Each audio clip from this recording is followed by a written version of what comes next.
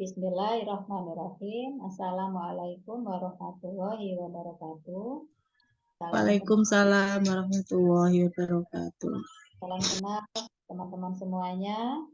Eh, Pertama kali saya minta maaf ya atas reschedule webinar ini. Jadi sebenarnya kemarin sudah diadakan, tetapi karena ada kendala teknis sehingga penyampaian WA tidak berjalan lancar. Ada banyak peserta yang tidak mendapatkan WA.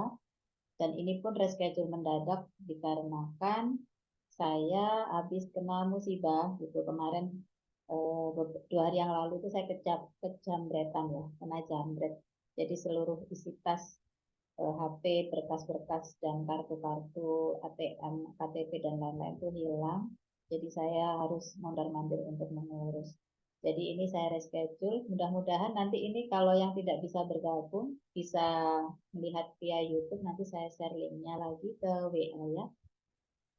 Ya, Bismillahirrahmanirrahim. Eh, Kali ini saya sharing tentang disleksia. Slide yang saya gunakan ini adalah slide dari Asosiasi Disleksia Indonesia yang disusun oleh Dr. Kristiantini Dewi atau Dr. Tian. Kenapa ini slide dari ADI ya, Asosiasi Disleksia Indonesia? Karena saat itu saya mengikuti kelas edukasi dan kelas beasiswa disleksia yang diselenggarakan oleh ADI ini ya. Nah, karena kelas beasiswa, maka kami semua para alumninya itu tahun 2021 selama 6 bulan, berapa pertemuan ya? Seingat saya setiap minggu itu 2 kali pertemuan selama 6 bulan berturut-turut itu, sehingga ada kurang lebih 40 kalau nggak salah, 40 pertemuan dengan durasi setiap pertemuannya itu 8 jam. Jadi seperti kuliah gitu ya. Tadi belajar tentang syaraf, tentang milestone dari semua aspek, ada emosi, ada motorik, ada motorik kasar, motorik halus, bahasa bicara, sosial, kemandirian, dan seterusnya. Setelah kelas beasiswa ini selesai, kami para alumni diminta untuk sosialisasi, sering-sering sosialisasi gitu, kepada masyarakat luas dengan gratisan tentunya, karena kami juga kan waktu training itu mendapatkan beasiswa gitu ya, gratis. Dan slide-nya diseragamkan, semuanya adalah slide yang digunakan oleh Asosiasi Disleksia Indonesia gitu ya. Baik, kita mulai. Jadi kenapa ya kita bicara tentang disleksia ini sampai harus coba disosialisasikan gitu ya sesering mungkin. Waktu itu alumninya ada hampir 100 orang. Karena kasus disleksia ini sekarang semakin lama semakin banyak. Di rumah terapi saya pun banyak. Nah, ini saya klik page down kok belum berhasil. Nah, slide-nya belum bergerak.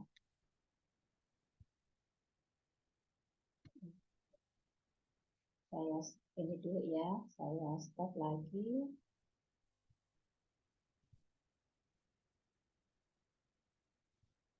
Ya, kendalanya.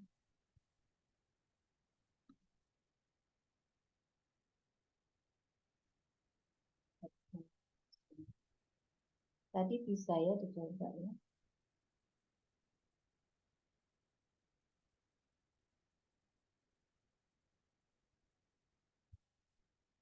Nah, oke. Seberapa sering teman-teman menemukan ini di PAUD?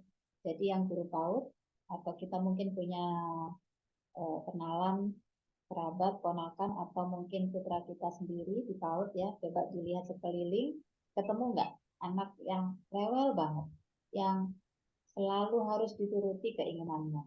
Komunikasinya nggak lancar. Jadi kalau minta apa-apa tantrum, minta apa-apa tantrum gitu ya. Mungkin sering ya ketemu seperti itu. Kemudian atau ketemu anak yang agresif, yang mainnya tuh fisik. Jadi kalau eh, ketemu temannya nggak suka sedikit, dorong, mukul gitu ya. Jadi dia gampang banget gitu konflik fisik dengan teman dan tidak bisa duduk tenang. Ini level PAUD ya, berarti usia 3 sampai 4 tahun kira-kira. Atau mungkin ketemu yang kebalikannya, yang anaknya kalem gitu ya, super lambat gitu, slow motion gitu ya, Wallace istilahnya. Jadi ini pun saya ketemu ini. Jadi kalau pasang sepatu hati-hati, masukkan buku hati-hati, lama gitu ya, sampai akhirnya yang lainnya udah pulang, dia belum pulang. Itu beneran ada. Nah, kemudian ada lagi yang anak serba kesulitan dalam bina diri. Jadi sepatu dipakaikan, pakai baju dibantu, masukkan buku dibantu, semua serba dibantu. Padahal sebenarnya di usia 3 atau 4 tahun ini sudah mulai bisa untuk hal-hal sederhana harusnya sudah bisa sendiri ya, termasuk makan apalagi. Tapi kadang makan pun belum bisa. Bukan karena nggak ini ya, eh, karena memang dia tidak terlatih untuk itu, karena dia masih ada koordinasi motorik mungkin gitu ya, atau memang memang dia tidak ingin mencoba hal baru gitu ya, karena apa itu sudah dibiasakan setiap kali ingin melakukan sesuatu ada kendala sedikit dibantu, dibantu, akhirnya dia keterusan dibantu ya, akhirnya tambah sulit gitu ya, yang tadinya memang dia punya kesulitan tambah sulit. Nah, kemudian biasanya respon dari kita kayak apa tuh ya? Kalau ada kayak gitu. Biasanya kemudian orang menganggapnya begini, ya sudahlah di PAUD mah wajar kalau rewel gitu ya, kalau tantrum namanya juga usia PAUD gitu kan. Anak nggak ngomong-ngomong telat itu ya biasa, ntar juga lancar sendiri.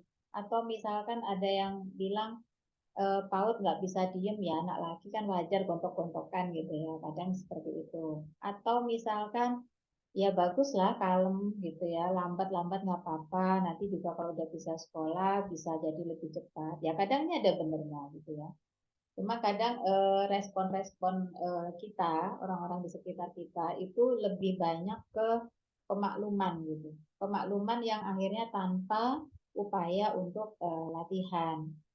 Atau kemudian ada yang bilang anak PAUD itu wajar kalau masih diladeni, nanti juga bisa sendiri.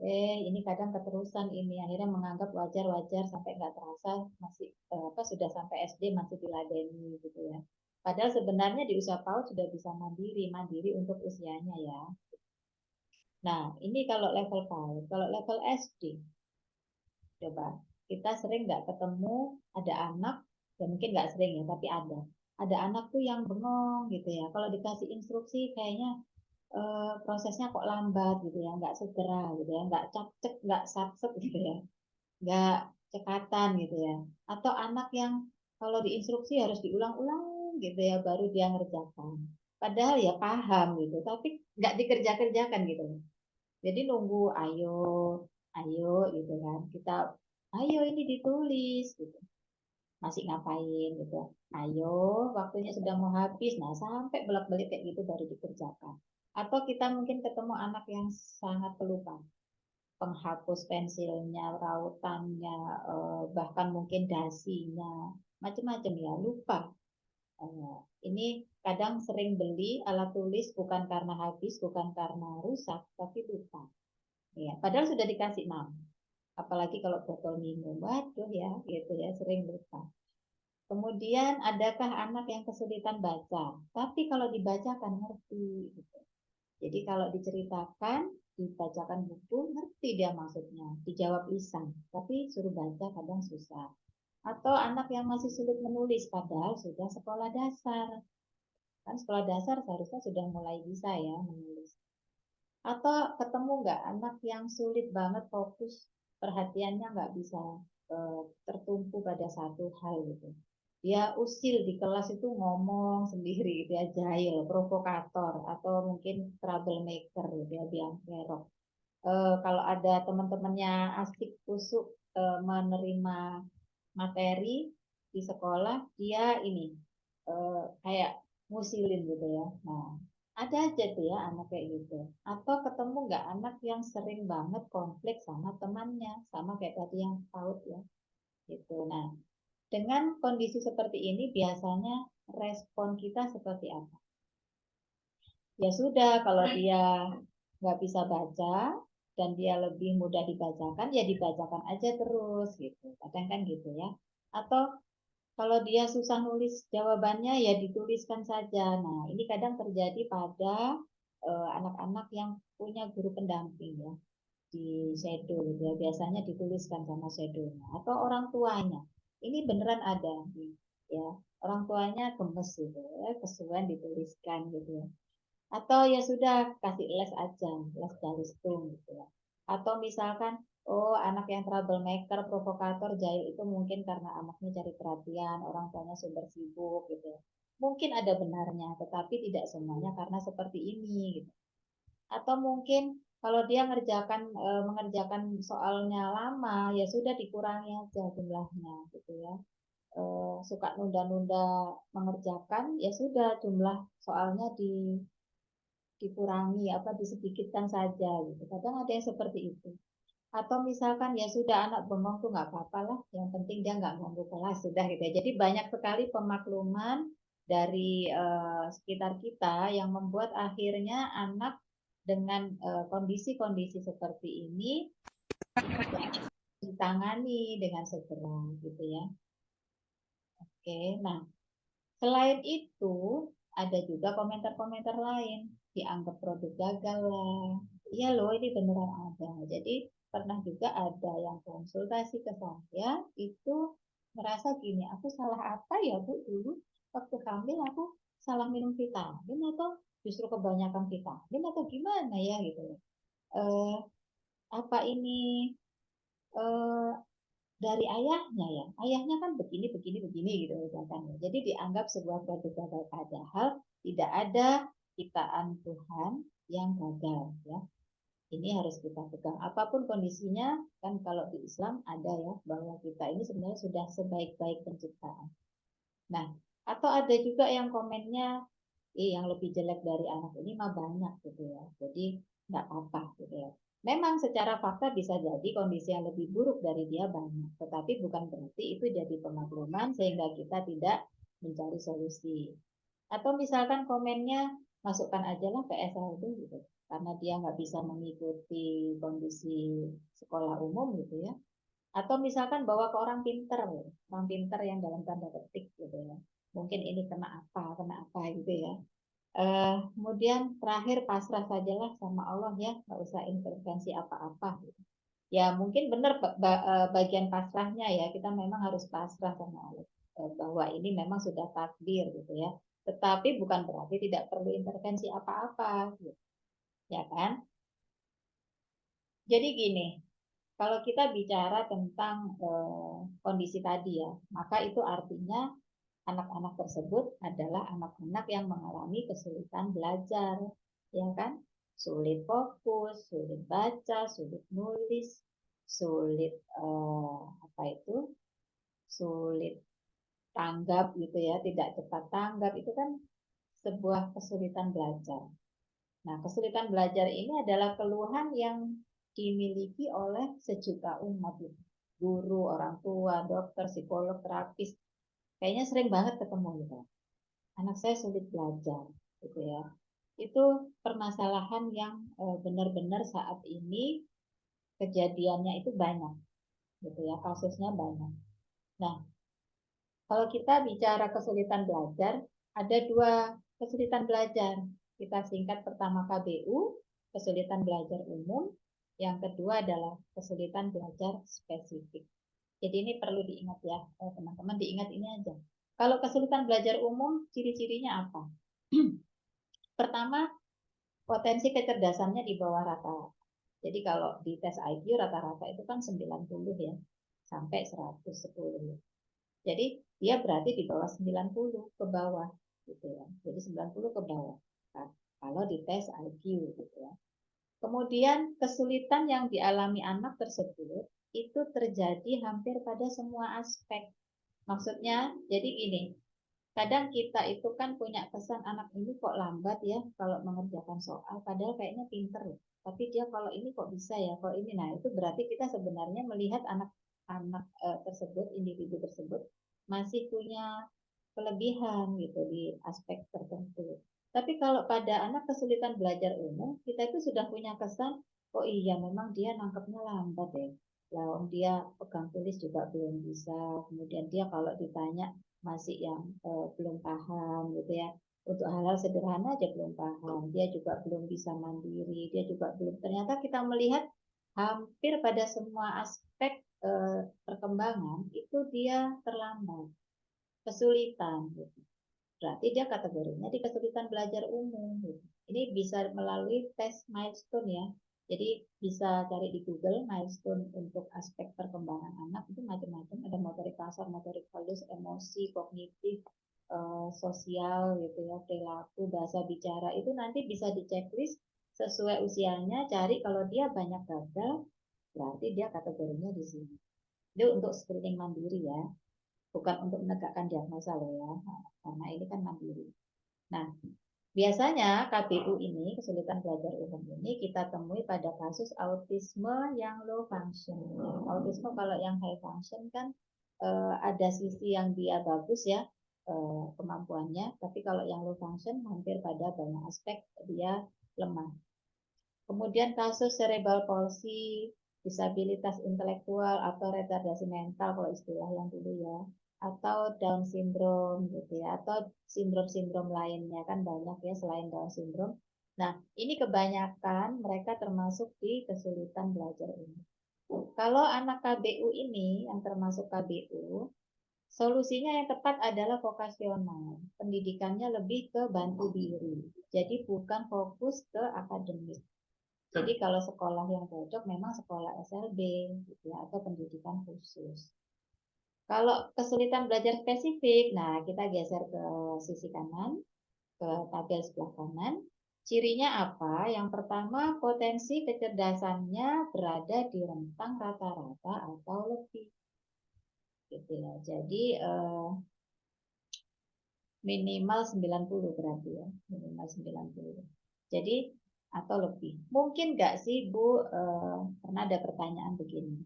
Dia ketika dites itu hasil tes IQ-nya kok di bawah 90 ya. Tapi kayaknya mungkin nggak, ternyata dia itu masuknya KBS. Bisa terjadi. Kadang ada tes itu yang hasilnya memang bias. Karena mungkin pada saat tes anaknya nggak kooperatif. Atau dia ternyata banyak faktor ya.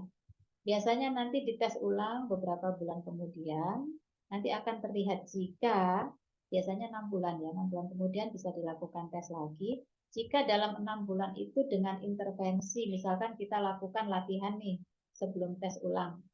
Kalau dia kemajuannya cepat, oh berarti memang kemarin itu dia karena nggak konsen, karena dia masih mondar-mandir gitu ya, masih hiperaktif, dia masih nggak mau fokus dan lain-lain. Ketika sudah di treatment, dites langsung bagus, maka ini kemungkinan memang masuk kategorinya kesulitan belajar spesifik. Jadi dia memang kemarin bias pada saat dites IQ-nya. Tapi kalau setelah diintervensi selama beberapa bulan dites lagi, ternyata hasilnya tidak relatif berubah, maka berarti dia sebenarnya ya termasuk kesulitan belajar umum gitu ya.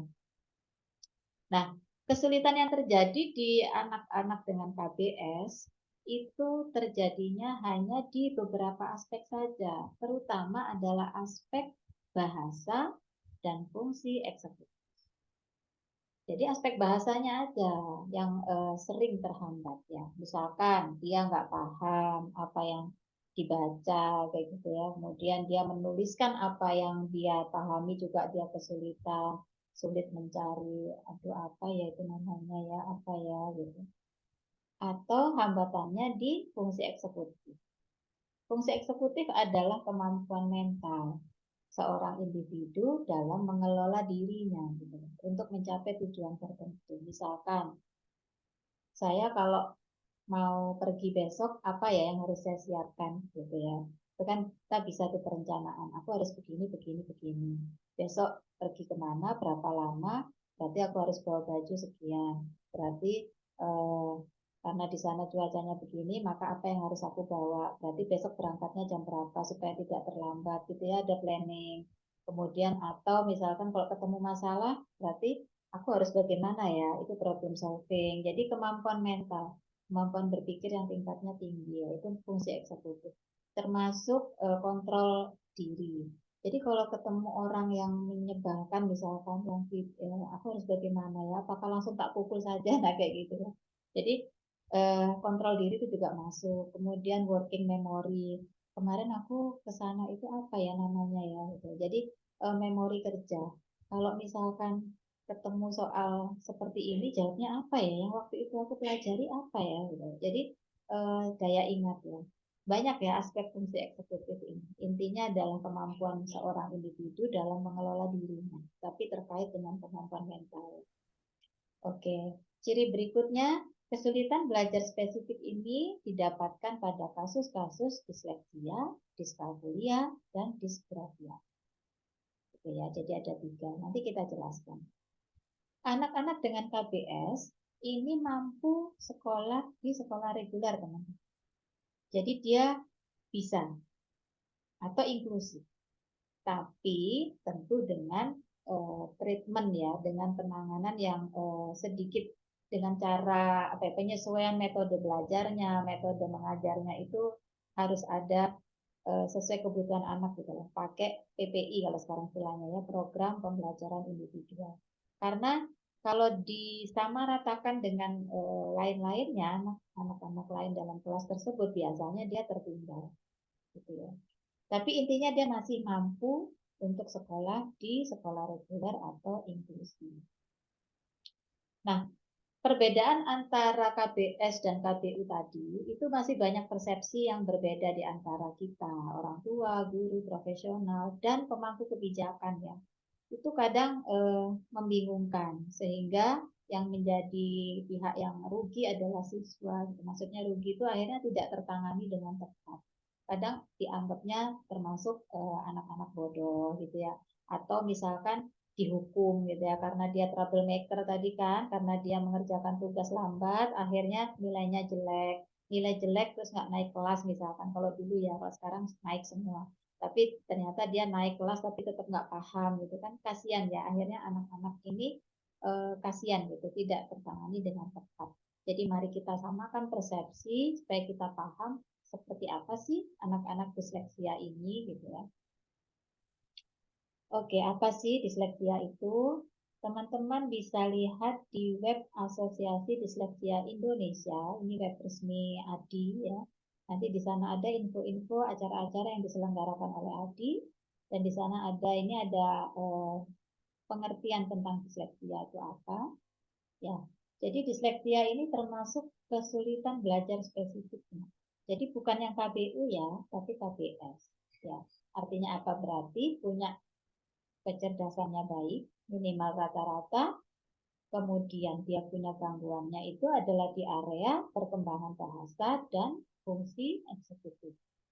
Ya, kemudian disertai biasanya ya seringkali disertai gangguan penyerta atau komorbid. Kita mungkin pernah dengar istilah komorbid waktu COVID ya. Oh itu yang punya komorbid rawan kena virus gitu ya. Nah komorbid itu maksudnya ada penyertanya lagi gitu ya. Ada riwayat yang dimiliki selain kondisi yang sedang eh, terjadi gitu ya. Apa tuh fakta ilmiahnya disleksia? Jadi gini, ini gambar otak dari penyandang disleksia dan yang bukan disleksia. Jadi teman-teman bisa lihat ada area yang harusnya berkembang, dia tidak berkembang. Ada yang harusnya berkembangnya itu eh, apa ya tidak terlalu besar, ternyata dia terlalu besar gitu ya. Sehingga kita simpulkan cara otak dari individu penyandang disleksia dalam mengolah informasi itu beda antara yang disleksia dengan yang tidak. Jadi kita memang caranya beda gitu. Seperti kita kalau mau ke mana ke Jakarta dari Surabaya, kita lewat darat, dia mungkin lewat laut gitu ya. Kita lewat Pantura, dia muter-muter dulu lewat selatan gitu. Ya, caranya aja beda gitu. Jadi cara mengolahnya beda. Dan itu berarti adalah neurologis. Kalau kita lihat gambar ini, maka disleksia termasuk neurologis. Jadi memang sudah dari kondisi sarafnya. Jadi bukan karena semata-mata lingkungan. Lingkungan hanya faktor yang biasanya memperparah. Lingkungan itu misalkan pola asuh gitu ya. atau metode atau apa ini kurikulum sekolah dan lain-lain. Tapi sejatinya dia memang neurologis. Ya, ada kondisi otak yang berbeda. Nah, berbedanya seperti apa sih penyandang disleksia ini? Dia itu perlu waktu yang lebih lama dalam memahami informasi yang berbasis bahasa. Literasinya dia eh, seperti lemot gitu ya. Nanggap apa ya, slow slow motion, slow respon gitu. Perlu diulang-ulang, perlu ini apa sih gitu ya. Nanti diem dulu lama gitu ya. Kayak mikirnya lama, padahal bukan anak-anak yang kalau orang awam bilang tuh bodoh, itu bukan. Gitu. Tapi dia lama. Tugas-tugas bahasa Indonesia mengarang, lama. Ini sama kayak anak saya juga disleksia tapi ringan. Itu kalau tugas mengarang, eh, stres ya. Karena lama, nanti sudah ditulis pun kalimatnya sedikit dan ternyata itu aja gitu. Maksudnya kosakatanya nggak ada pengembangan. Jadi seperti flat gitu ya. Hari ini misalkan aku ke sekolah naik ini, aku ke sekolah diantar ini gitu. Jadi kalimatnya nggak ada kombinasi yang bagus gitu. Tapi ya itulah adanya gitu. Memang dia kesulitan untuk memahami informasi yang berbasis bahasa, termasuk ketika diekspresikan dalam bentuk tulisan. Tetapi dia pemahamannya baik, kecerdasannya baik, kemudian anak-anak penyandang disleksia ini mengalami kesulitan untuk menyampaikan. Ya, ada phonemic awareness-nya ini ada gangguan. Misalkan gini, eh, siapa yang kemarin itu loh Bu, anak saya nih ya contohnya ya. Eh, Pak Satam, Satam siapa? Itu yang di post, oh Satpam. Jadi dia mengucapkan Satpam itu enggak bisa. Waktu itu ya gitu. Sebelum sebelum ya masih kecil dulu lah ya. Satpam gitu. Kalau dipisah dipisah bisa Satpam, pam gitu. Begitu dilanjutkan Satpam, Satpam. Gitu.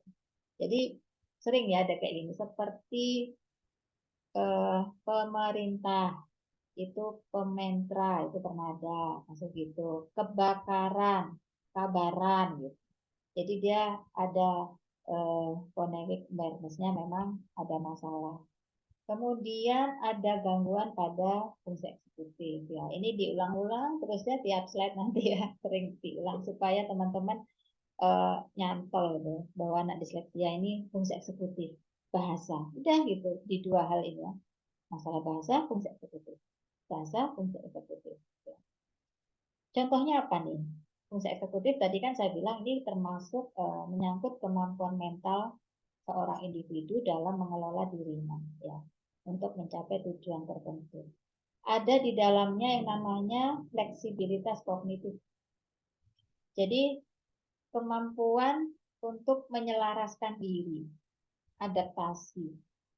Jadi kita itu hidup ya ada kalanya kita itu harus fleksibel.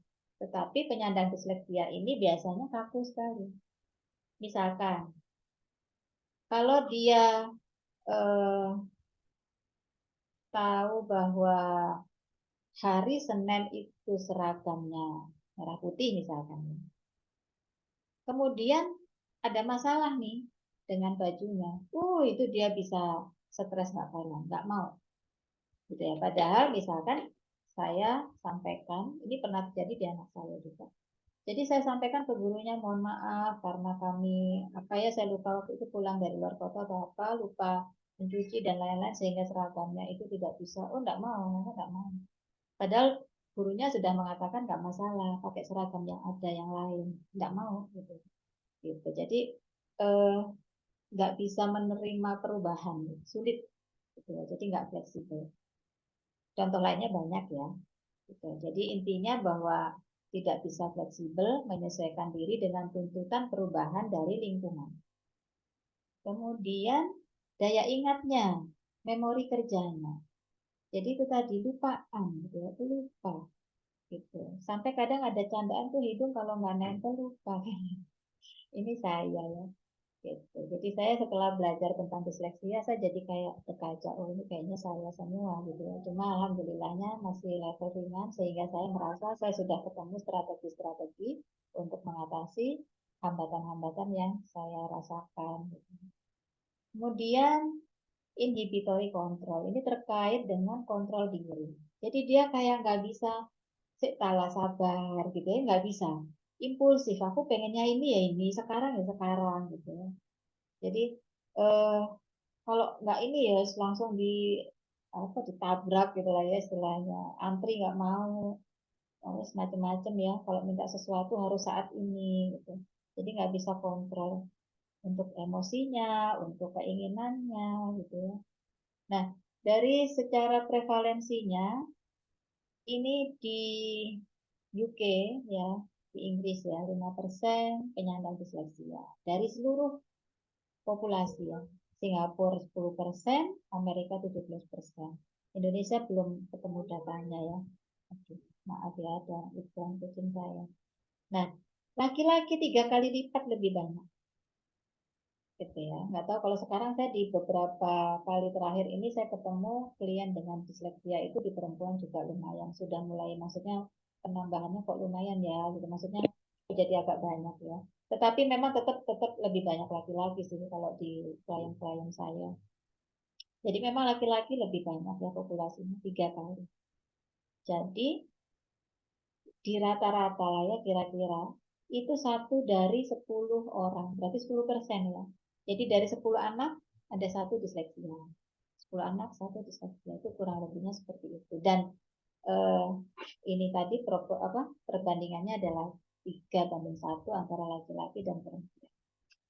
Nggak tahu lagi ini perkembangan ke depannya ini belum ada update lagi saya apakah ada perubahan data gitu. Ini data terakhir seperti ini. Kemudian disleksia ini bisa terjadi pada siapa saja teman-teman. Jadi lintas gender, kemudian ras, jadi bisa suku apapun, latar belakang mau kaya, miskin, bisa pendidikan tinggi, pendidikan rendah pun bisa gitu ya. Orang tua yang kadang kita ngerasa padahal orang tuanya pinter-pinter loh, ini bisa lintas apapun ya, terjadi pada siapa saja. Nah, disleksia menurun ya teman-teman, menurun. Jadi diturunkan. Jadi nanti kalau ada statement ya sudah paham tentang ini, bukan berarti nanti saling ini ya, ini nurun siapa nih, ini nurun siapa nih, nurun kamu ya, gitu ya. Jangan begitu ya. Jadi eh, ya pokoknya nurun dua-duanya lah ya, gitu. Orang tua ya kan dua ya. Oke, karena menurun maka sekarang jadi banyak ininya apa itu populasinya. Nah, ini page down-nya kok nggak jalan.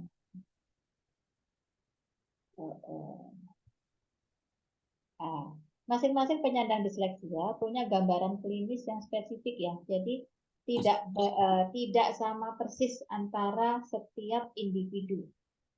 Keparahannya beda, gejalanya beda, cirinya beda, minat bakatnya beda. Tidak semua disleksia sulit membaca. Tidak semua disleksia kebolak-balik hurufnya.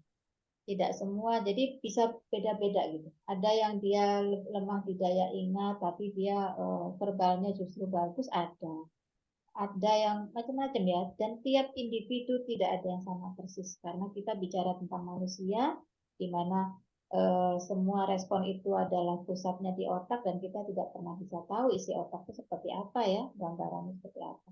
Uniknya memang ciptaan Tuhan itu seperti itu ya, tidak akan ada yang sama persis, individual differences, jadi semuanya bisa beda meskipun diagnosanya sama gitu ya. Oke. Nah, disleksia bukanlah penyakit ya, teman-teman. Jadi kalau bukan penyakit, maka tidak disembuhkan istilahnya. Jadi istilahnya adalah eh, dikelola. Jadi karena bukan penyakit, terjadinya sejak lahir, disandangnya seumur hidup. Karena seumur hidup berarti sampai dewasa bisa, iya. Dewasa disleksia banyak, saya sering ketemu. Nah, saya juga. Kemudian, tapi ini bisa dikelola ya, dikelola sehingga hambatan-hambatan yang terjadi tadi tidak mengganggu kehidupannya dan tetap bisa berperforma maksimal gitu, tetap bisa berprestasi, tetap bisa sukses gitu ya, insya Allah bisa dengan pengelolaan yang tepat. Jadi bukan sebuah disabilitas, bukan sebuah apa ya ketidakmampuan gitu, bukan ya.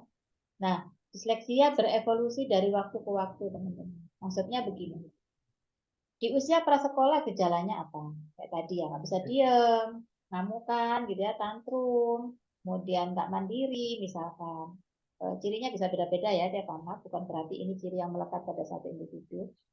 Eh, Kemudian ngomongnya telat gitu ya, atau nggak paham kalau di ini apa diajak bicara untuk kalimat-kalimat yang agak rumit gitu ya. Perintah kalau terlalu banyak dia bingung, yang dikerjakan yang terakhir aja misalkan gitu. Ini usia prasekolah kondisinya seperti itu. Ketika sekolah beda lagi nanti gejalanya, sudah berevolusi. Apa tuh ya? Akhirnya membacanya jadi lambat. Untuk soal-soal cerita matematika jadi bingung menafsirkan ini mau ditambah mau dikurangi. Jum. Kemudian menulisnya nggak besar-besar gitu ya, nggak bisa rapi, nggak ada spasi, macam-macam. Jadi gejala-gejala ketika anak sudah masuk usia sekolah berevolusi terkait sama akademiknya akhirnya. Kemudian anak remaja, dewasa, berevolusi lagi, tapi ciri-ciri itu tetap ada, gitu ya. Jadi eh, Jadi ciri-ciri disleksianya tetap ada, tapi karena dia sudah dewasa, bentuknya beda. Misalkan apa? Meja kerjanya nggak pernah rapi, misalkan. Kalau datang ke kantor telat melulu karena dia nggak bisa estimasi gitu. Ini kalau ke kantor sekian menit, aku naik angkot sekian menit, aku berangkat dari rumah jam berapa itu dia bingung, selalu telat misalkan. Atau kalau diberi tugas nggak tuntas misalkan ya, pekerjaan kantor yang untuk minggu depan sudah selesai tapi yang untuk besok untuk nanti malah belum karena dia bingung fokus yang mana ya, prioritas yang mana ya kayak gitu. Jadi sama teman kerja bawaannya kok ngegas terus misalkan ya, konflik melulu, nggak cocok kalau diskusi tim ya. Nah jadi bentuknya berevolusi ya. Oke. Nah, kemudian waktu untuk identifikasi disleksia terus kapan kan? Itu tepatnya di prasekolah kah, di usia sekolah kah, atau pada saat sudah remaja dan dewasa apalagi? Ya, usia yang tepat sekolah, coba kita lihat. Atau remaja, kalau dikenali di usia sekolah, biasanya anak sudah terlanjur mengalami kegagalan yang banyak. Jadi pengalaman-pengalaman gagalnya itu banyak. Maksudnya apa tuh? Ya dia sudah eh, istilahnya menulisnya yang besar-besar tidak rapi, itu kan berarti dia gagal untuk mengatur ya, untuk tugas-tugas menulis dia gagal, dibiarin atau tidak di treatment gitu. Akhirnya kan sudah numpuk, dia membaca bingung, nggak dilatih, akhirnya sampai sekolah sulit membaca. Kalau sulit membaca terus gimana?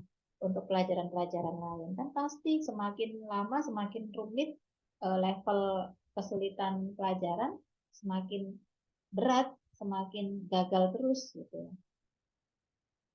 Pengalaman gagalnya tambah lama tambah banyak. Kalau sudah usia sekolah berarti usia 7 ya, start sekolah kan ya. Nah, kasihan kan kalau nanti terlambat. Kalau tidak kunjung dikenali dan diintervensi sampai usia 8 tahun, biasanya kondisi anak di beberapa aspek kemampuannya itu tetap tertinggal. Sulit sudah intervensinya. Saya merasakan sendiri ya, ketika di PPP gitu ya, ada yang terapi usia kecil, itu kita bentuk kan enak gitu ya. Kita masih anaknya juga masih kecil, kalau tantrum ya kita apa sih, kita nggak berbahaya lah ya tantrumnya gitu ya. Tapi kalau bayangkan sudah besar kok tantrum, bahaya kan, kita bisa dilempar apalah apalah gitu, dan itu memang ada gitu. Yang kalau eh, marah itu kalau sudah besar wah luar biasa, sudah resikonya tinggi.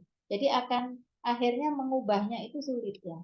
Tapi ya sudah besar seperti itu kan nggak mungkin kita kekep gitu ya karena badannya fisiknya besar.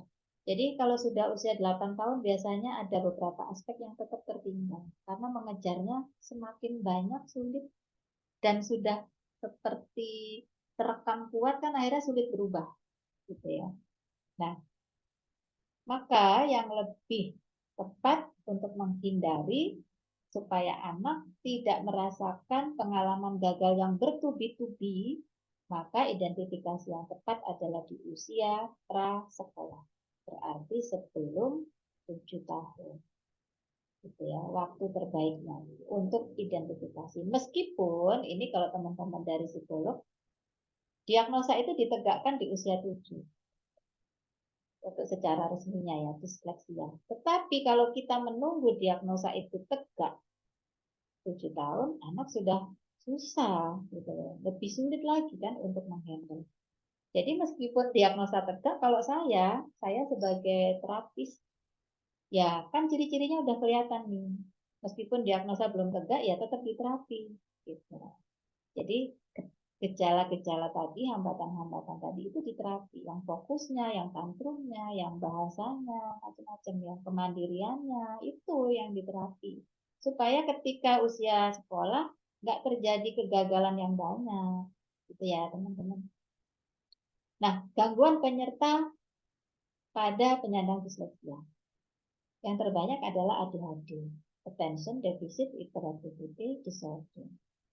Gangguan pemusatan perhatian yang disertai hiperaktivitas. Kalau Indonesianya GPPH ya. 25 sampai 50% anak disleksia disertai ADHD. Itu kan nggak bisa diem ya jempalitan gambarnya. Jadi begitu ya, hiperaktif, impulsif, inatensi gitu ya. Jadi impulsif itu kan kayak tadi, kalau kepengen sekarang ya sekarang, nggak bisa dipenggak gitu ya, orang Jawa bilang nggak bisa disuruh nunggu gitu. Inatensi berarti dia sulit memusatkan perhatian. Hiperaktif nggak bisa diem. Nah ini ciri-cirinya. Tetapi ADHD tidak harus 3 ciri ini ada, bisa salah satu atau salah dua ya, atau salah tiga. Nah gangguan penyerta lainnya adalah dispraksia. Dispraksia 50% disertai dengan kondisi 50% dari disleksia itu disertai gangguan koordinasi motorik. Dispraksia itu koordinasi motoriknya bermasalah. Contohnya, ini gambarnya nih anak pasang sepatu. Pernah lihat nggak? Pasang sepatu susah gitu. Padahal sudah besar. Ini ada beneran ini. Jadi akhirnya boro-boro ngikat ya. Akhirnya sepatunya model velcro. Sampai besar, sampai dewasa. Karena kalau ngikat habis bulat nanti dia, bingung. Ya. Velcro itu pun kalau yang berat nih, dispraksia berat, meskipun sepatu itu sudah velcro ya, memasukkan kaki itu kan ada kayak apa ya, kayak lidah ya, lidahnya sepatu itu. Nah, itu nggak ditarik dulu sehingga pada saat kaki masuk itunya ikut terdorong. Yang di bawah tali itu kan ada lidahnya ya. Nah, ikut terdorong kan, jadinya sempit kan dan nggak nyaman di kaki. Tapi dia nggak bisa gitu loh. Atau ada yang kesulitan memasukkan kaki ke rongga sepatu, itu sulit. Akhirnya apa? Bagian belakangnya diinjak. Jadi diinjak supaya kakinya masuk. Tapi kemudian menarik lagi belakangnya untuk naik susah, makanya sepatunya diinjak terus gitu. Nah ini jadinya kita yang berarti sepatu diinjak-injak gitu ya, itu anak-anak tuh ya. Jadi ini contoh salah satunya. Contoh lainnya apa ya? Dia kalau jalan kecenderungannya kayak kesandung, padahal ya nggak ada apa-apa gitu. Kayak jatuh, bawa biasanya kalau yang berat ini pernah ada kasus berat, jadi piring, gelas gampang jatuh di rumahnya. Jadi jangan pakai yang porselen, jangan pakai yang beling, ya pakai yang melamin aja atau plastik ya. Karena gitu koordinasinya tuh loh, gitu loh. Apalagi kalau suruh bawa nampan isi air gitu ya, isi gelas isi air, wah sudah itu goyang-goyang ya. Gitu. Nah, ini dispraksia. Salah satu contohnya ketika sudah dewasa di dunia kerja, lihat ya berantakannya gitu ya. Nanti ada sampah, ada minuman, ada apa. Ini terus terang nih kondisi anak saya kayak gini loh kamarnya. Saya sampai kadang ya Allah gitu ya itu ya dibuang. Dia seperti bingung aku mau ngapain, mau diapain ya. Kalau bersih-bersih itu apanya dulu ya dia bingung. Sulit memilih, merencanakan, menyusun. merapikan, wes filingnya kacau kalau di komputer. Gitu. Jadi ini kondisi disleksia. Ini komorbidnya pada disleksia ya. Nah, oke. Identifikasi dini disleksia dilakukan pada usia kapan kan? Bukan dilihat dari kemampuan calistumnya atau akademisnya. Bukan. Jadi kita tes disleksia itu untuk assessment bukan dari akademis, Bu, nilainya jelek enggak. Tetapi dari bahasa, dari perilaku atau fungsi eksekutifnya, dari koordinasi motoriknya. Gitu ya. Jadi cara melihatnya. Apa saja yang kita screening, ini screening sederhananya ya, coba dicek nanti. Kesadaran fonemnya. Jadi kadang belibet gitu ya. Huruf-hurufnya terutama konsonan rangkap, misalkan transportasi, komunikasi, pokoknya yang bulat-bulat itu ya. September, nah seperti itu biasanya punya masalah. Kebakaran seperti tadi ya. Beda-beda tiap anak ya. Pemerintah, nah seperti itu. Kesadaran fonem coba cek. Kemudian kosakatanya terbatas. Kalau disuruh ngomong itu loh, gitu. Ada klien saya itu gitu. Apa? Iya itu. Dia sulit menemukan kosakata. Kemudian salah persepsi, gitu. Jadi dia loh, ada ini ya pernah kasus. Kamu kok mukul temenmu kenapa? Nah dia mukul balik gitu, mukul duluan ke aku gitu. Padahal setelah di cross check sebenarnya bukan mukul temennya itu, jadi kayak naplok bahu gitu, hey gitu loh. Cuman agak keras kan gaya bercanda akrab. Dia mempersepsikan mukul, dipukul lah itu ya temennya. Kemudian banyak kata ganti yang ya kayak gitu ya. Jadi intinya apa gitu ya nggak nyampe-nyampe tapi banyak kata ganti. Kemudian sulit terima kalau ngomong flat. Jadi ada juga misalkan gini, siapa aku sekolah di mana? Sekolah di SDN ini gitu ya. Kelas berapa? Kelas. Jadi dia eh, titik koma kalau kalimat pertanyaan itu apakah yang dimaksud dengan, nah dia nggak bisa apakah yang dimaksud dengan, jadi dia flat gitu ya. Jadi sulit terima. Kemudian sulit segmentasi kata. Coba dipenggal komunikasi, dipenggal persuku kata apa, komunikasi. Nah itu dia biasanya sulit. Atau misalkan begini, segmentasi huruf. Coba kata sepatu itu hurufnya apa saja, itu saya pernah ketemu, dia bingung. Sepatu, sepatu terus gitu. Ayo hurufnya apa? Sepatu, bingung. Saya suruh tulis baru dia bisa gitu ya. Jadi memang ini ya, aduh sebentar sampai mana tadi. Nah, di fungsi eksekutif apa saja coba di screening, dia sulit instruksi yang majemuk, yang kompleks. Tolong ya, di meja makan itu ada gelas warna biru, bawa ke sini, isikan air bawa ke sini. Dia bingung. Apa? Gitu ya, isi air. Akhirnya cuma bawa gelas birunya doang gitu, nggak diisi air gitu ya. Nah itu ada loh. Jadi sulit instruksi majemuk, yang diingat belakangnya aja. Tidak bergegas, kesannya kayak lemah, tergesa-gesa atau justru kebalikannya, tergesa-gesa atau justru sangat lambat. Tidak fleksibel dengan perubahan rutinitas yang tadi saya contohkan ya. Tiba-tiba seragamnya kotor atau basah, nggak mau dia, mending nggak berangkat sekolah gitu ya.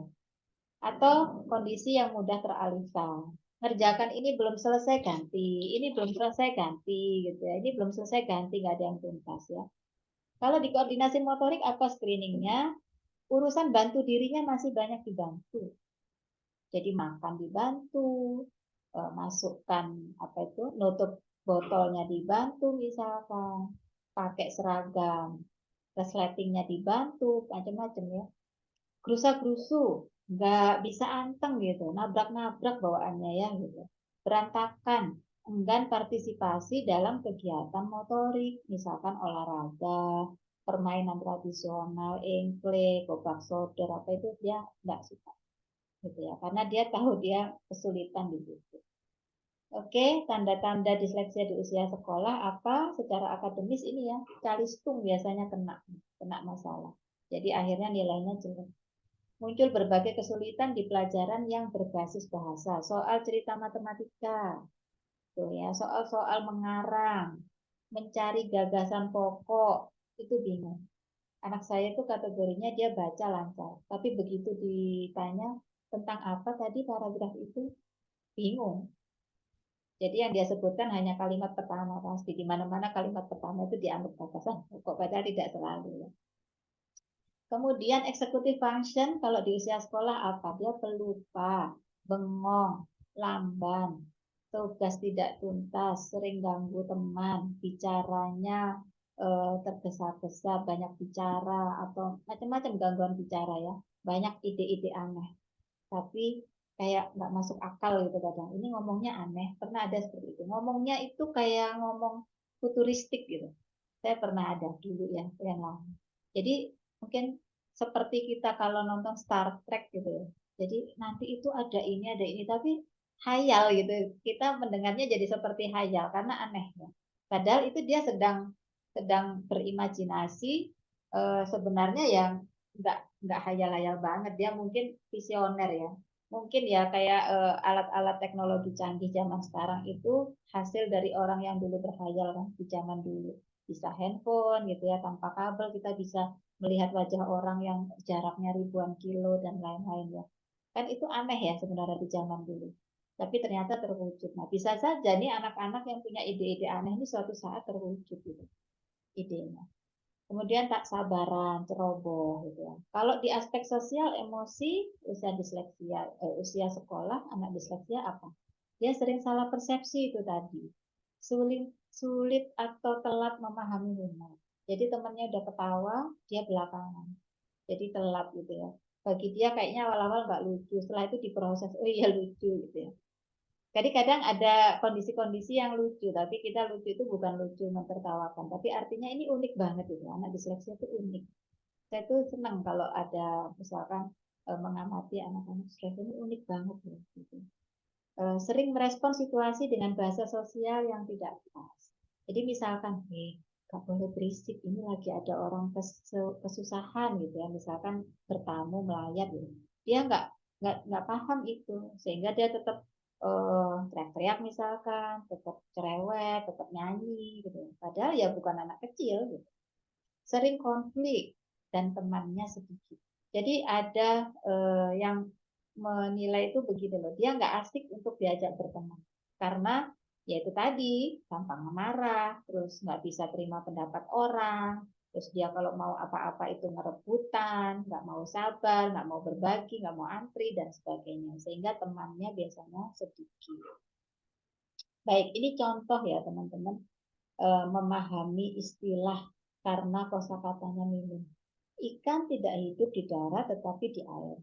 Arti dari kata darat ialah dia jawabnya udara. Jadi dia nggak tahu bahwa darat itu tanah gitu ya.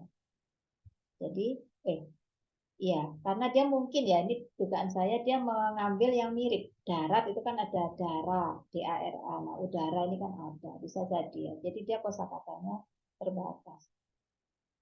Kemudian ini yang paling sering terjadi itu ini. Menyusun kata menjadi kalimat. Biasanya ada 10 kata ditulis 9. Ada yang hilang gitu ya. Kemudian biasanya kalau dikoreksi ngeyel gitu ya. Ini contohnya nih ya, nomor 1 ini salah, ini kurang 1. Ada yang kata-kata dapat itu dia nggak tulis. Nomor 2 ini ada yang kurang juga. Jadi sebenarnya artinya itu benar, tapi salah karena tidak sesuai tugas. Jadi sebelum aku berangkat ke sekolah, ibu membersihkan rumah. Ya benar sih ya, ibu membersihkan rumah sebelum berangkat ke sekolah gitu loh. Tapi kan ini soalnya bukan itu, kan ada membantu. Harusnya sebelum berangkat sekolah, aku membantu ibu membersihkan rumah kan gitu ya. Sebelum berangkat ke sekolah, aku membantu ibu membersihkan rumah. Ya enggak ya. Eh, Bingung gitu, dia bingung ini gimana nyusunnya, udah tulisannya juga ya ampun yang membersihkan ini ya di daerah sini ini tulisannya kayak gitu. Nah, oke ya, ini salah satu contohnya anak-anak yang punya hambatan dalam bahasa. Nih coba ya, dari Januari sampai Desember itu ada Maret, April nggak ditulis, November nggak ditulis. Yang sudah ditulis ini pun Februari kurang R, September kurang T, Oktober kurang M ya. Oktober kurang M apa? Benar kok Oktober ya. Desember kurang E ya. Kemudian huruf besar kecil campur.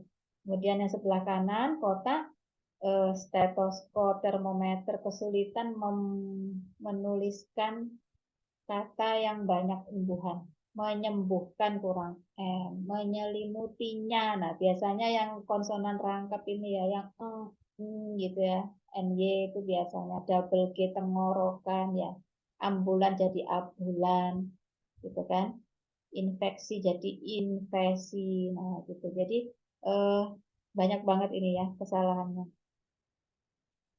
Oke, sekarang disgrafia ya. Tadi kan kesulitan belajar spesifik kan diantaranya ada disleksia, sekarang disgrafia. Sulit menuangkan ide, pikiran, dan perasaan secara tertulis. Nah, coba lihat ini. Dia kehilangan kata. Ini menyalin ya. Jadi bukan mengarang, menyalin. Menyalin saja itu ternyata banyak salah. Padahal menyalin ya, kehilangan baris. Jadi aslinya ada baris yang dia terlewat tidak disalin. Atau ada kalimat yang diulang. Proporsi huruf tidak sesuai, besar kecil, miring ya, tidak lurus, terus tanda baca ya, banyak banget ya ininya ya.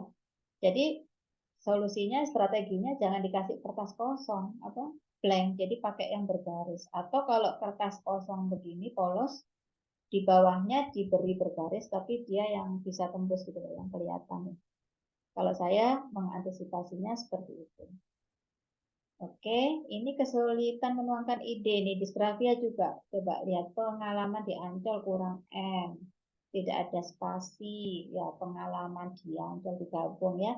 Kemudian ada coret-coretan banyak, ada kolam jadi koram ya, macam-macam ya. Setiap kolam jadi koram ini ya. Jadi ini kelihatan banget ini phonemic awareness-nya ya. Jadi mungkin yang dia dengar memang koram ya, kolam. Bukan karena gangguan pendengaran ya teman-teman. Jadi pendengarannya ini bagus. Kalau disleksia pendengarannya bagus. Diskalkulia, ini kesulitan dalam sense of number, berhitung. Tetapi kecerdasannya bagus. Normal atau di atas normal. Di atas rata-rata ya. Tanda-tandanya apa? Sulit sekuen. Misalkan gini. Ini mama punya jeruk 8, jatuh di jalan 2, kemudian sisanya diberikan ke adik 2, terakhir ada berapa, itu kan beberapa tahap ya, itu dia sulit biasanya. Kemudian ikut ketukan ritmisnya sulit, ya. Kemudian disorientasi arah kanan kiri depan belakang maju mundur itu bingung, konsep waktu bingung. Kalau ke sekolah masuk jam 7, dari rumah 40 menit, maka kamu berangkat jam berapa, itu bingung. Konsep uang bingung. Jadi kalau 10.000 beli kue 3.500, susuknya berapa, itu bingung ya. Spatial awareness-nya ada masalah, kesadaran ruang ya. Sulit soal cerita, kemudian menghafalkan rumus itu juga susah, aplikasinya apalagi gitu ya.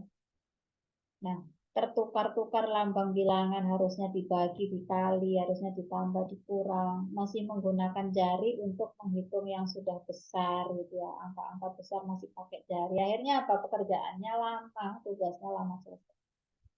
Contohnya seperti ini, lihat, jadi 18 ditambah 9 jadi 115. Ya. Kemudian yang di bawah sendiri, pojok kanan bawah, 25 tambah 16 jadi 311. Kenapa? Karena harusnya puluhan, ketika puluhan ditulis satuannya dulu, satunya kan angka puluhannya kan ikut sebelah ya, ditambahkan ke sebelah, dia enggak. Padahal ini IQ-nya ya bagus. Ya artinya dia bukan termasuk yang keterbelakangan, bukan. Tetapi memang cara memahami sense awareness dalam sense of number ya. Jadi itunya yang bermasalah. Bingung konsep tempat, Ya, konsep-konsep nilai bilangan. Ini contohnya. Ini ada sulit berstrategi, lihat ya. 51 kali 0 kali 40. Harusnya kita kan ya nggak usah ngitung, mau ada kali 0 ya. Kalau sudah dikali 0 ya udah 0 aja gitu kan. Ya, tapi ini tetap dihitung sama dia. Oke. Kemudian contoh lainnya ini ya, soal cerita. Akhirnya bingung menempatkan ini kan 1 juta dikurangi 54.500 menempatkan angka 54 ribunya nggak lurus di angka puluhan ribunya ya. Hasilnya pun salah. Kemudian uang bingung di total satu-satu gitu ya. Jadi bukan yang kalau kita kan mungkin ya kalau sudah punya strategi ya 10 ribuan kumpul 10 ribu, 5 ribu. Nanti kan tinggal di total secara garis besar gitu bisa kan ya 10 ribunya 5 berarti 5, 5 ribunya 2 berarti 20 ribu kan tinggal ditambahkannya lebih mudah. Tapi dia tidak satu persatu 10 tambah 10 terus gitu ya. Jadi strateginya kurang. Konsep waktu udah ini bingung makanya pakai alat peraga jam yang jarumnya bisa digerakkan ya. Kemudian tanda-tanda di usia remaja, sosial emosinya ini tadi sudah ya sedikit banyak ya. Jadi kalau sudah remaja itu akhirnya menjadi kenakalan, seperti kenakalan. Kemudian ada perundungan, pembulian, entah menjadi pelaku bulinya atau korban bulinya gitu ya. Jadi karena usil itu berarti biasanya dia sering tidak berniat membuli sebenarnya. Saya yakin mereka tidak. Kalau penyandang disleksia enggak. Tapi orang lain menafsirkan ini suka mukulan. Gitu. Akhirnya kalau yang tipe-tipe lambat, anak disleksia yang tipe-tipe slow gitu ya, itu menjadi korban, korban perundungan. Perilakunya apa temannya sedikit, mudah cemas, mudah depresi gitu ya. Karena sudah merasa aku nggak bisa ngikutin teman-temanku, aku nggak bisa pelajaran, aku nggak pinter dan lain-lain. Jadi konsep dirinya sudah turun ya, sudah negatif. Kasihan ya kalau sudah sampai usia remaja yang klasifikasi disleksianya berat, itu dia kasihan. Identifikasinya terlambat, penanganan terlambat, akhirnya bisa ke masalah kejiwaan. Fungsi eksekutifnya apa misalkan sampai menjadi kriminalitas gitu ya. Kesannya tidak bertanggung jawab. Habis apa nggak diberesin ditinggal gitu ya. Kemudian bawaannya rusuh aja gitu ya, ribut aja gitu, berantakan, membangkang gitu. Itu tapi pinter gitu. Sering lihat ya anak-anak pinter tapi kok kayaknya nggak nurut gitu ya, kok kayaknya bikin masalah melulu gitu ya. Kan kita kadang mendapati itu. Kalau di dunia pendidikan, kalau sudah remaja, ini sudah kewalahan sama materi akademik. Jadi dia sudah ngikutinnya sudah berat. Apalagi matematika, nanti akan ketemu sinus, kosinus gitu ya. Jadi kan yang sebelum materi itu aja sudah bingung gitu ya. Jadi tambah nggak bisa ngikutin. Jadi prestasi akademiknya akhirnya buruk. Kalau mau bertahan di sekolah biasanya pakai backup. Ini terjadi benar. Jadi misalkan ya, ngapunten ya, mohon maaf kadang ada yang kepala sekolahnya masih kerabatnya atau apalah ya nggak tahu. Tapi intinya dia sudah sulit sebenarnya. Kesulitan milih nanti aku sekolahnya apa ya, jurusannya apa besok ya, SMA ya, kuliah ya kayak gitu. Jadi dia bingung gitu, sudah benar-benar kerja kehilangan arahnya. Gitu. Ini kalau sudah sampai usia remaja tidak tertangani ya. Pada dewasa disorganized, nggak teratur, berantakan, ya. Kesulitan mengelola pekerjaan yang ada deadline, tugas yang bukan rutinitas. Jadi kalau dikasih bosnya tugas tambahan, stres gitu ya. Kok ada tambahan gitu ya. Padahal sebenarnya waktunya ada misalnya. Ini karena bukan rutinitasnya, karena dia nggak fleksibel tadi kan. Kesulitan eksekusi tugas yang jaraknya lama. Jadi kalau ini saya ngalamin ini, misalkan ada tugas 3 bulan deadline, itu saya malah bingung apa yang harus saya garap, nggak bisa nyicil. Jadi ini kalau di istilah kita kayak kerja sebulan tetap aja dikerjainnya di hari terakhir gitu, injury time. Nah itu saya. Karena kalau jeda panjang malah bingung ngapain dulu. Gitu. Jadi kesulitan di situ ya, time management. Kesulitan memulai sesuatu yang sudah direncanakan. Sudah direncanakan, terus aku ngapain dulu? Bingung. Ini beneran banyak kita jumpai. Ya. Oke, secara pembagiannya ada berat, sedang, dan ringan. Kalau yang ringan itu masih bisa diatasi. Jadi akademiknya mungkin di beberapa pelajaran saja yang tertinggal, tetapi secara keseluruhan masih bisa mengatasi dengan baik. Terutama kalau misalkan dibantu, maksudnya dileskan atau didampingi belajarnya, atau ya banyak lah ya cara-cara. Tapi intinya tidak sampai menghambat banget gitu ya di pelajarannya. Kalau yang sedang, dia sudah mulai ada banyak hambatannya, sudah butuh penanganan intensif, karena kalau tidak ditangani akan berdampak pada perkembangan kepercayaan dirinya, kemudian butuh layanan khusus, akomodasi khusus, misalkan ya kalau apa itu untuk memahami soal-soal ya ada shadow misalkan gitu ya, kemudian dibuatkan timetable-nya, manajemen waktunya. Berarti jam segini harus bangun, jam segini harus makan, bla bla bla gitu. Jadi ada akomodasi-akomodasi yang diperlukan untuk membantu anak lebih apa ya mengelola itu ya ke apa hambatannya tadi. Ini sudah level sedang ya. Kemudian yang berat ini sudah sangat berat, biasanya sudah tidak bisa untuk akademik. Jadi sudah banyak sulit, akhirnya ya sudah, jangan fokus ke akademik. Jadi biasanya dialihkan ke yang bakat minat. Misalkan, oh ternyata dia olahraga, ya sudah, dilatihnya untuk prestasinya di olahraga basket kah, renang kah, gitu. Jadi untuk akademik sudah tidak terlalu jadi prioritas, mungkin dia bisa mengambil PKBM atau homeschooling ya. Kemudian atau misalkan dia masak. Ada ini yang berat, tapi bukan kasus saya ya, kasus di teman lain. Itu akhirnya dia karena pintar masak, pintar menciptakan resep, akhirnya dia keluar dari sekolah formal ke homeschooling dan ternyata dia berkembang kemampuan skill masaknya dan akhirnya kepercayaan dirinya meningkat. Padahal waktu di sekolah formal itu kepercayaan dirinya turun karena dia kan sudah nggak bisa ngikutin. Ketika anak sudah tumbuh kepercayaan dirinya meskipun hanya dari satu aspek ya. Kalau orang sudah pintar masak terus dinikmati orang banyak terus dia bisa buka usaha kan wah berarti kan membanggakan kan. Memang tidak di jalur akademis gitu prestasinya, tapi kan tetap membanggakan. Nah, itu aja sih kalau berat sebenarnya itu. Mindset kita harus langsung switch, tidak harus akademis ya, fokus kita. Kemudian perlu perlu pendampingan yang benar-benar di rumah. Jadi kadang yang berat ini meskipun sudah dibantu itu tetap akan apa ya, anak mengalami kesulitan. Jadi ini perlu pendampingan terus. Tapi bukan berarti dia gagal loh. Dia tetap bisa punya prestasi kalau sudah ketemu bakat dan minatnya. Catatan penting, disleksia bukan disabilitas ya teman-teman. Bukan. Jadi bukan juga disebabkan oleh karena dia bodoh, salah makan, gangguan tulang belakang, atau ototnya tangannya lemah, makanya nulisnya nggak bisa, gitu bukan ya. Bukan salah asuh, bukan karena maaf kadang anak-anak korban perceraian misalkan ditinggal terus sama orang tuanya. Mungkin faktor itu memperkuat, tetapi bukan penyebab ya. Apalagi kutukan, apalagi karena oh ini karena kecilnya dulu nggak merangkak enggak ya. Tidak ada korelasinya. Disleksia itu masih banyak keunggulannya, teman-teman. Jadi dia bukan apa ya, bukan sebuah disabilitas yang terus nggak bisa apa-apa. Justru dia banyak keunggulan loh.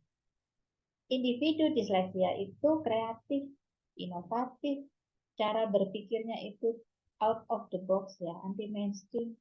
Visual skillnya biasanya sangat kuat, gitu ya. Kabarnya di NASA, North American Space Administration, itu lebih dari 50% karyawannya dilaporkan sebagai penyandang disleksia. Gitu ya.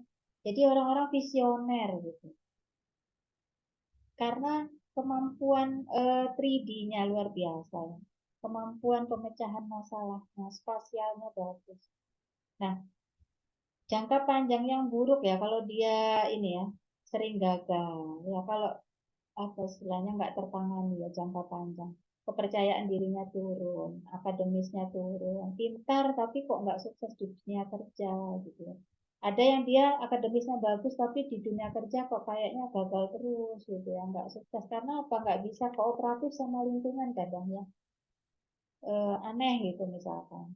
Atau dia pribadi yang mudah cemas, stres, depresi, nggak bisa gagal dikit gitu ya. Karena ya fleksibilitasnya juga kurang kan, dia kontrol dirinya kurang. Jadi jangka panjang yang buruk kalau nggak tertangani bisa seperti ini. Tapi kalau yang bagus nih ya, kalau orang tua menerima, oh iya ya anakku memang berbeda ya. Oke, kita cari solusi. Kita identifikasi dengan secepat mungkin, secara dini, ditemukan problemnya, langsung diintervensi, dioptimalisasi bakat dan minatnya, ya insya Allah nanti hasil jangka panjangnya bagus. Gitu. Jadi saya cerita sedikit kemarin beberapa waktu lalu ada anak yang punya masalah yang eh, persis seperti gambaran tadi ya. Jadi dia tidak mau kumpul sama teman-temannya. Kalau ada makan bareng dia nggak mau makan. Pokoknya kegiatan yang bareng sama teman-temannya dia nggak terlalu suka. Tetapi ternyata dia senang ngutak-ngatik video, edit video, diupload ke YouTube. Ini usia kelas 6 ya. Diupload ke YouTube dan subscribernya itu dalam waktu singkat, singkat ini saya lupa tanya persisnya, tapi singkat katanya, itu sudah 500 subscribe. Organik ya, tanpa iklan, loh, anak nggak ngerti ya. Maksudnya dia nggak ngerti bagaimana mempush ini ya, supaya dapat subscribe banyak enggak. Alami aja dia upload, upload, upload. Wah canggih ini, saya aja lama ini ya, untuk dapat subscribe. Itu berarti kan dia punya potensi di situ. Padahal di pelajaran itu Bu, kalau tugas kelompok nggak mau, makan bareng nggak mau, nanti ngerjain tugas tuh lama gitu. Ternyata memang tipikal anak yang nyaman sendiri gitu. Berarti dia punya bakat loh di visual ininya bagus kan, dia bisa ngedit video ya, bisa upload, memahami proses upload YouTube itu kan. Iya, kalau kita nggak ngerti ya anak-anak juga nggak ini ya gitu ya. Dia bisa gitu. Nah, ini the gift of dyslexia ini lihat ada inventors, entrepreneur, politician, artis. Jadi kadang memang pekerjaan-pekerjaan atau profesi yang tidak di jalur akademik gitu ya. Kan pengusaha kadang akademiknya juga tidak sinkron ya. Maksudnya dia lulusan apa tapi nanti pengusaha di bidang apa misalkan gitu ya. Jadi artis biasanya. Jadi pinter dalam hal bermusik tapi di akademik kurang gitu ya. Tapi dia kan pinter baca not balok misalkan. Kita aja, bukan kita ya, saya aja nggak ngerti gitu not balok. Atau misalkan visualnya kuat, bisa touch piano, hafal gitu ya. Tapi untuk akademik kurang gitu misalkan. Ini bakat-bakat khusus yang di luar jalur akademik dan ini biasanya disandang oleh penyandang disleksia, dimiliki oleh penyandang disleksia. Nah, ini contoh tokoh-tokoh yang ada Albert Einstein, Thomas Alva Edison, penemu bohlam ya, Henry Ford. Jadi para uh, saintis ya, mereka ini penemu. Jadi biasanya karena visioner, berpikirnya itu jauh ke depan, anti mainstream, out of the box, sehingga bisa menciptakan gitu, menciptakan hal-hal yang mungkin orang lain nggak pikirkan gitu. Ini yang di bidang seni gitu ya. Walt Disney tahu ya, Tom Cruise ini konon IQ-nya berapa ya, satu kali itu 140 atau 100 berapa tuh ya. Eh, Pinter ya di jalur sosial apa seni ya mereka ya, jalur art.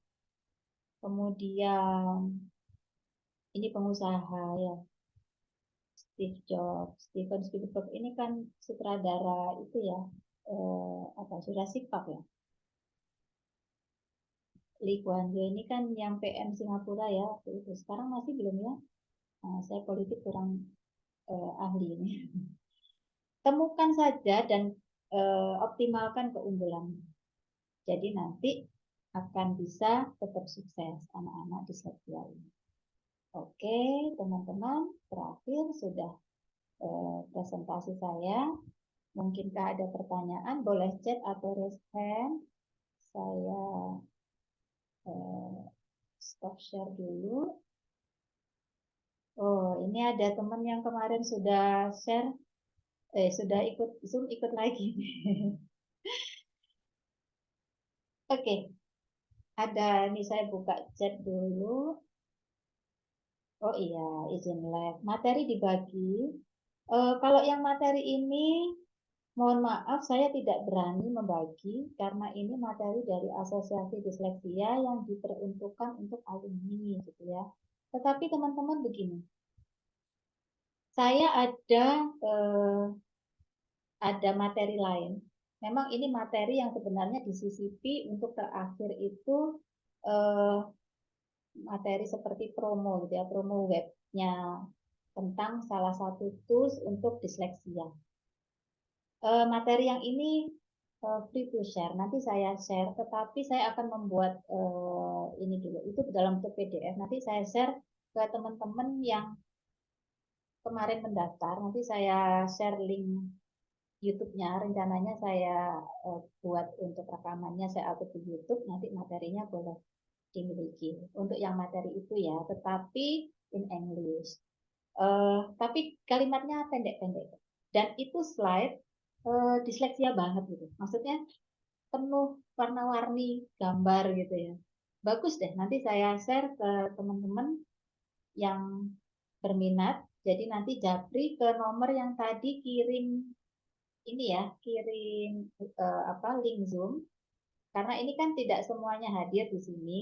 Jadi kalau yang butuh materi, tapi bukan materi yang hari ini saya presentasikan. Materi lain tentang disleksia juga, bagus juga. Nanti itu yang saya bagikan. Monggo. Tapi kalau 50 orang saya bagi semua belum tentu butuh ya. Saya hanya merespon siapa yang memang butuh, gitu ya. Jadi silakan nanti Japri ke WA yang tadi ini ya. Bu Diana, ini teman saya. Hmm, Bu, kalau di dunia kerja ada katus untuk mengenali calon karyawan disleksia. Apakah dari tes IQ-nya atau bagaimana? Ini teman sesama psikologi. Eh, kalau untuk mengenali aja ya, kalau di diagnosa kan saya juga belum belum berkewenangan di situ kode etiknya. Kalau diagnosa harus psikolog. Eh, Pertama memang dari IQ. Yang kedua kalau saya itu dari fungsi eksekutif. Fungsi eksekutif itu apa saja rinciannya? Itu nanti saya carikan ya slide-nya. Ada. Jadi intinya begini, ada 6 apa 7 ya. Sebenarnya banyak aspeknya fungsi eksekutif itu, tapi eh, tiap individu bisa berbeda. Nanti bisa dilihat. Biasanya yang terlihat misalkan gerusa-gerusunya, kontrol dirinya, kemudian perencanaan bagaimana, organizingnya bagaimana, kemudian prioritas, menyusun skala prioritas dari tugas-tugasnya bagaimana. Nanti di cross check dengan tes IQ-nya memang. Kan kuncinya disleksia, IQ-nya baik. Jadi kalau misal IQ-nya baik tapi dia kacau dalam performa kerja, bisa jadi dia indikasinya disleksia. Kalau saya kemudian saya runtut lagi, dulu kecilnya gimana? Jangan kan nggak ujuk-ujuk sebenarnya ya. Remajanya bagaimana, kecilnya bagaimana?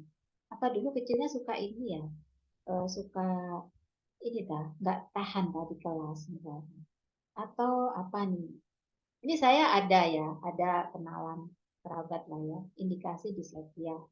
Setelah dewasa nih, setelah saya ketemu dewasa, ini kayaknya disleksia ini gitu loh, karena nggak sabaran, tapi pinter. Kalau ngomong sering kayak gini, eh oh, itu loh, itu loh, itu loh, itu loh, itu loh, itu loh. Jadi diulang gitu ya. Nah, mencari konsep itu dia gini. Terus saya coba telusuri dulu gimana. Oh, ternyata dia memang cerdas, tapi gini, sering dimintain tolong guru pada saat kuliah juga dijadikan asdos, padahal dia masih semester berapa gitu ya. Eh, dan ketika dia ngomong, teman-temannya ini kayak oh nggak ngerti apa yang mau diomongkan, tapi dia pinter gitu loh. Jadi meramu katanya. Terus nanti coba diruntut lagi remajanya dulu, sekolahnya gimana. kecilnya dulu gimana? Kalau saya sih pakai screeningnya seperti itu. Memang bukan assessment yang formal ya, resmi. Kalau itu harus ke psikolog. Nah, Bu Diana ini kalau tidak salah sudah psikolog ya, atau sedang magister profesi ya. Nah, kalau diagnosanya pakai psikolog sih, tapi kalau saya pakai screening itu, nanti di cross check sama tes IQ, begitu ya. Semoga menjawab. Bu Diana, adakah lagi yang mau bertanya atau raise hand? Nanti izin saya share hasil ini ya kalau sudah saya upload ya. Yang kemarin tidak jadi saya upload di YouTube. Jadi kemarin itu sudah sama-sama Bu Diana. Kemarin itu sebenarnya sudah ada webinar dan sudah saya rekam juga, tetapi laptop saya ternyata space-nya nggak cukup gitu. Sehingga yang ini nanti yang saya upload. Kalau ada yang butuh ya nanti bisa lihat dan di-share lagi ke pihak lain lagi gitu boleh ya. Baik, sudah mendekati jam 5. Karena tidak ada host, jadi yang nutup juga saya. Ya, ini sebentar. Sudah tidak ada, benar. Saya sudah di ininya ya, sebentar untuk rekaman. Baik, teman-teman, terima kasih atas partisipasinya. Semoga yang sudah saya sharingkan ini bisa sama-sama Mbak Citra, ini teman juga ya di Facebook. Semoga bermanfaat ya. Kalau ada salah-salahnya, saya minta maaf. Kita ketemu di webinar lain kali dengan topik-topik berikutnya. Saya sudah janji untuk memberikan door prize nanti antara webinar yang kemarin dengan webinar yang sekarang. Mau saya ini ya, pemilihannya adalah yang bertanya. Berarti sekarang Mbak Diana ini yang dapat ya. Yang kemarin 3 orang. Oke, terima kasih. Kita tutup dengan bacaan hamdalah. Alhamdulillahirrahmanirrahim. Wabillahi taufiq wal hidayah. Wassalamualaikum warahmatullahi wabarakatuh. Sampai